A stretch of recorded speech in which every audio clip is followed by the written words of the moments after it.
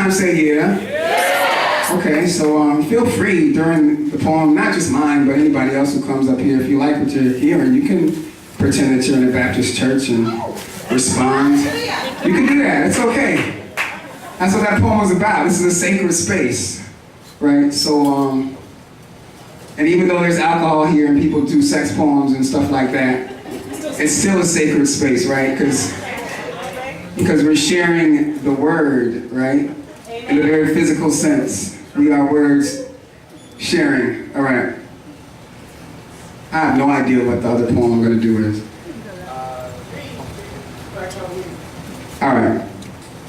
Thank you. So this brother comes up to me the other day and asks why black folks don't celebrate Halloween.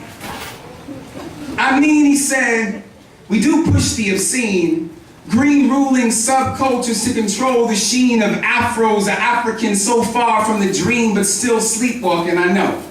We're kings and queens. Be the freakiest folks but still maintain hygiene, and we can rock the best costumes if you know what I mean. I did, so I laughed, remembering gold teeth that gleam like sickle moons over the Nile of Mississippi, right clean through the ages, down to where black wasn't seen. So I told him, brother, I don't think we need Halloween to scare us. 8 years of George Bush was enough to bear, plus we tricked... You can clap for that. What's up?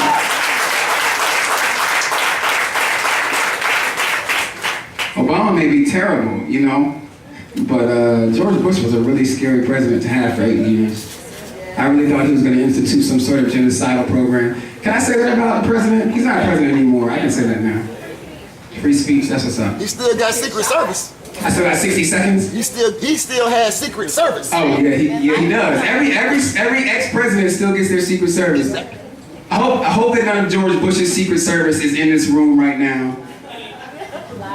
Anthony, no, you have other secrets, that's not the one. 8 years of George Bush was enough to bear, plus we trick or treat, sometimes tricking in streets, treating some to a sweet more deadly than pears or apples. We've been poisoned by Supreme Court chairs. And the ghosts we fear still endear us with stares from horses or squad cars with their bovine teeth bare to bite us. Devils knight us, not even children are spared. And speaking of whom, they can't go anywhere without the threat of those demons that go bump in the night. He said just something like, right. But I still think we should play. Besides, with low self-esteem, we wear masks every day. We want to be like those actors who wear their masks to get paid. We wear our masks to get by or get bought, like a slave. A slave, I asked? And we both got the joke.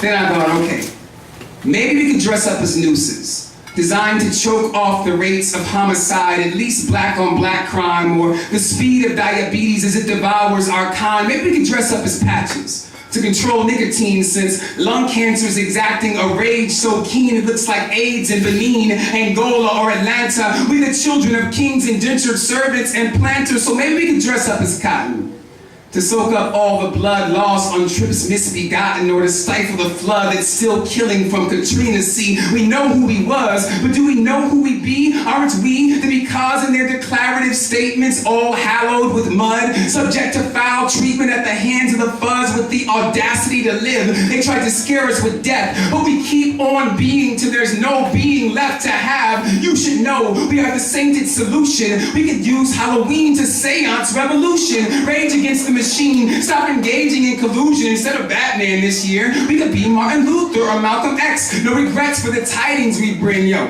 We could dress as Nat Turner, go by the mayor's house singing a change is gonna come. So they'll change this, fuck mayor. We need to go by Rick Scott's house singing that shit. I'm gonna change that right now. We could dress as Nat Turner, go by Rick Scott's house singing a change is gonna come till some changes are singing. He said, I know what you mean.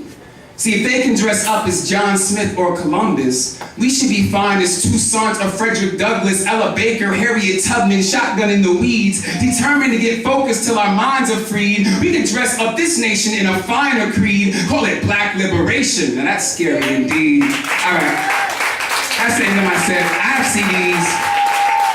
They're only $10. Yeah, follow those people. I have CDs. They're only $10.